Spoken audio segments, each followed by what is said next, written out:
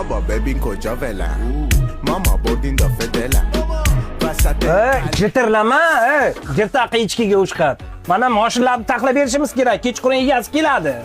Tvar, ota buvang ham dam olgan. Har bir ishda bir grafik bo'lish kerak, dam olish kerak. Qaroch, men bugun dam olaman, kayf qilaman. Sen dam olsang, men dam olsam, katinang boqadimi bizadi? Yurda.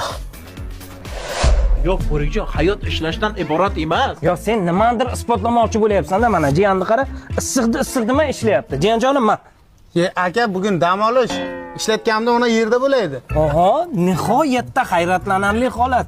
Jiyanjonim, men hayotimda birovga bir tem bermaganman. Baribir ham o'tiribsan. Yaxshilik tanmagan qilavermayman, olib qo'y. Aka o'tirsam dam olib o'tiribman. Ya, gap yo'q lekin, Sashkajon, men bitta uchirib chiqaydi. Akajon, bular ham dam olishga. Yo, bular ham dam olishda bo'lsa, odamlar pampersga yuribdimi yo? Yo, Sashkajon, ularga dam olishda nima keragi bor? Zibi ish qilsa bo'ladi-ku. Bo'rikjon, normalni odamzod dam oladi-da. Gaplaringga kallam ham qaynab ketdi. Jiyan bittasi buqiydi. Tog'a dam olish bugun. Hammalar kelishib olganmisizlarmi? Yosh bo'lsang, soqqani soqqaga ursang bo'lar-ku. Bitta mars qo'y. Menga sog'liq kerak. Dam olish dedimmi, dam olish bugun. Sashkajon, uni o'ldirib qo'ymasin, bitta taksi chaqirda tez. Taksi!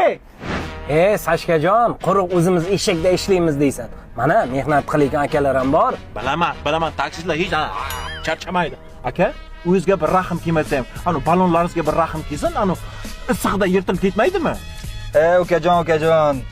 Biza charchasak charchaymiz. Bu balonlar charchamaydi. Bu balonlarga yaxshilab mehrchani berib, e'tibor berib haydasang, bir kurukkacha yurib beradi. Любой mashinaga razmer bu.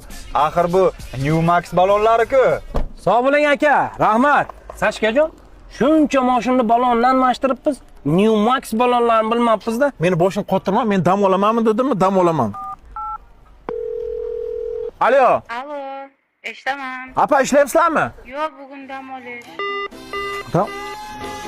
Bularda ham grafik bormi? Bo'rikjon, nima qilish kerak?